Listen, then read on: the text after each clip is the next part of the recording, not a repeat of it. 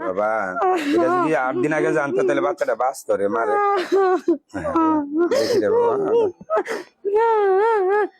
আমি তোমার খাওয়াইতেছি না, তোমার কুলো লইতেছি না, আমার আমি গেল মানে তো শুধু আসসালামু আলাইকুম।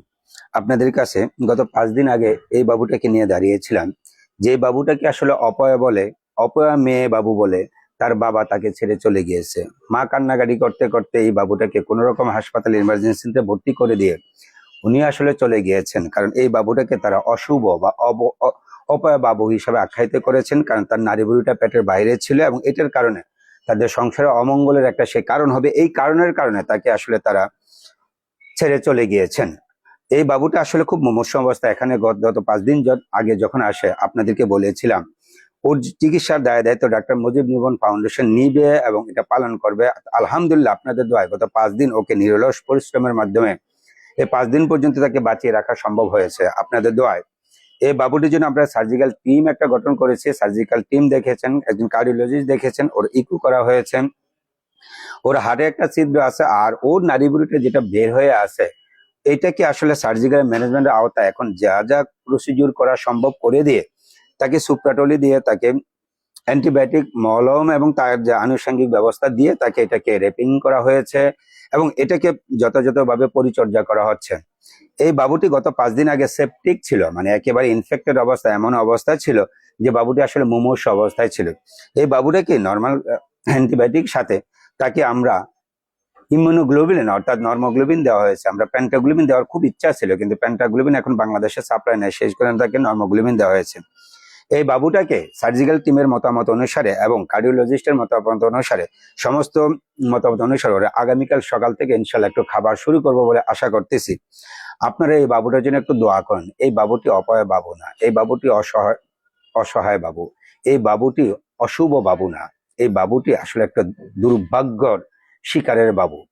কারণ আমাদের মতো আপনাদের মতো লোকজন যে বা যারা আছি, যারা আজকে সমাজে সদর্পে যারা চলাফেরা করছি, তাদের মাঝে আসলে এত কুসংস্কার, এটা আসলে মেনে নেওয়া খুব কষ্টকর ব্যাপারে। এই বাবুটি তো কারো অমঙ্গল করার জন্য দুনিয়াতে আসে নাই। এই বাবুটি নিজে আজকে এই অবস্থার কারণে অসহায় অবস্থা পড়ে গিয়ে সে আসলে আমাদের সমাজে নির্মমতার একটা শিকার হয়েছে। প্রথম 8-10 দিন এই বাবুটি কোনো চিকিৎসা পায়নি।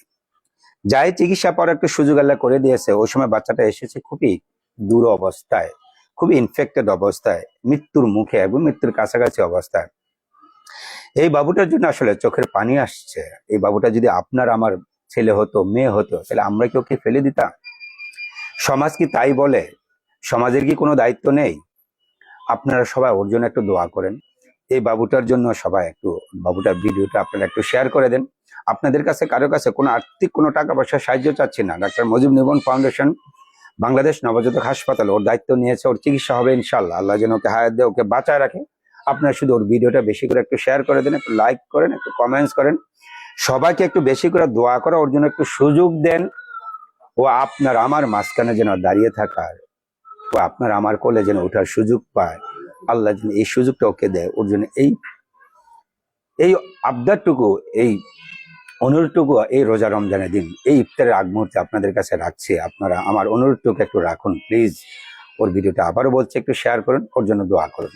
ওকে একটু বাঁচতে দিন, বাঁচার সুযোগ করে দিন, সমাজের মুখটা বড় করার সুযোগ করে দিন।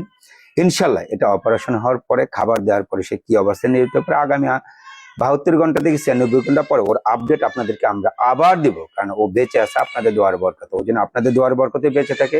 এই প্রত্যাশা রেখে আজকের মতো এখানে শেষ করছি। আল্লাহ হাফেজ।